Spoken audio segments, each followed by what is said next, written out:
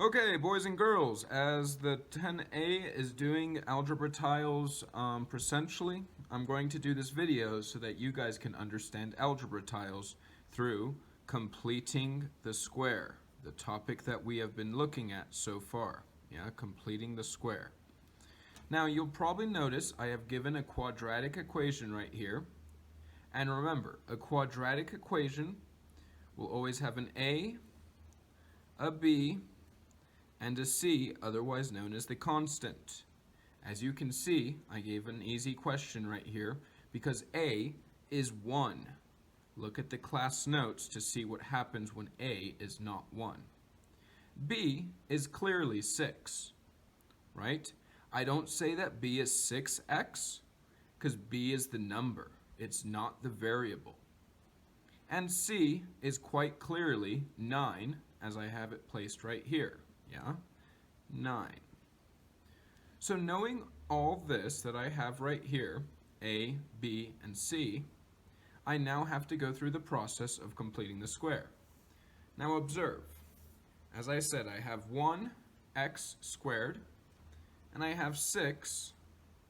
As you guys can see, 6x.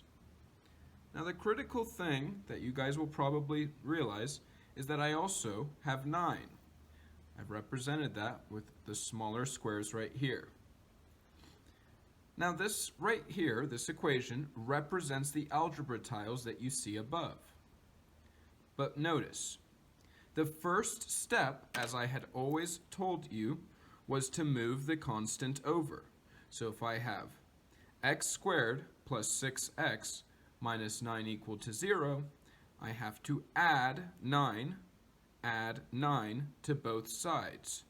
Meaning now, so we first move the constant as the instructions told you, and now I have x squared plus 6x, because negative 9 plus 9 is 0, and 0 plus 9 is equal to 9.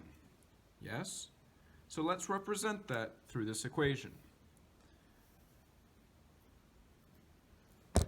As you guys can see, I have 9 equal to x squared plus 6x.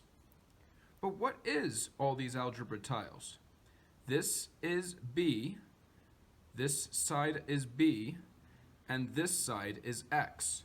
Notice that the algebra tile that's defined as x is the exact same length as the side of x squared in the algebra tile. So knowing that, I can move these terms right here and move these right here to create a square. But it appears that we have a problem. This doesn't look like a square now, does it? It's missing a piece. So clearly, you can see now that despite doing what we just did, moving the constant, we don't really have a square. So that is why we do the second step of adding b, b divided by 2 squared. But teacher, why do we add this weird looking term? Quite simple. Boys and girls, notice that we had 6x, and I divided that by 2 to stack some of them on the top. Meaning that I have defined this square that we are adding, b plus 2 squared, yes, I have defined this side as b divided by 2, and I have defined this side as b divided by 2, which is why I add b divided by 2 squared. One length is b divided by 2, and the other width is b divided by 2, meaning b divided by 2 squared. So returning to the equation that we have been looking at, I am adding b divided by 2 squared, not to one side, but to both. Because what I do to one side of the equation, if I add something that doesn't exist, I have to add to the other, right? Therefore, I currently have x squared plus 6x plus b is 6, So 6 divided by 2 squared equal to 9, 9 plus b, 6, right? 6 divided by 2 squared. What is 6 divided by 2? 3. What is 3 squared? 9. So let's simplify that. Now I have x squared plus 6x plus 9 equal to 18. This is the tricky part.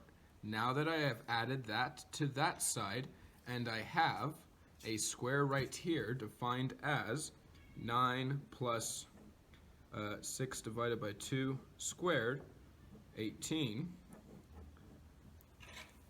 Yes, everyone sees this new square that I have given? Yeah, 9, the previous number that we had as the constant, plus b divided by 2 squared, 18, equal to the size of this square. Notice that now they nearly line up perfectly. They still equal each other, don't they? And even though they equal each other, you guys will notice with this square that's the exact same size as this one, the one that we identified, that I have this side of x. Yes, this side is x because it's right here. And right up here on this side, well, remember we defined it as b divided by 2.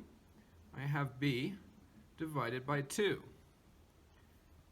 And then notice right here, I have the exact same for this side of the equation. X and b divided by 2. That is why when we arrive to this step of having identified, we don't need this anymore, of having identified the other triangle, yes, the other square as 18, that is why I now need to put it into, everyone, vertex form. And vertex form is going to be x plus b, 6, everyone, 6, 6 divided by 2, close brackets, squared. Because that's that square that we have. Equal to the other square that we have, 18. So the final answer is x plus 3 squared equal to 18. If the question ever asked, what are the x-intercepts, I simply have to take the square root of both sides, to get x plus 3 equal to the plus square root of 18, and x plus 3 equal to the negative square root of 18. When I do the math, one x-intercept has to be negative 3 plus the square root of 18, and the other x-intercept would be negative 3 minus the square root of 18. This is not always asked in a question, but this, putting it into vertex form, everyone, vertex form, is the critical manner by doing the completing of the square. I hope you understand, and I hope I did not bore you too much. Have a good day.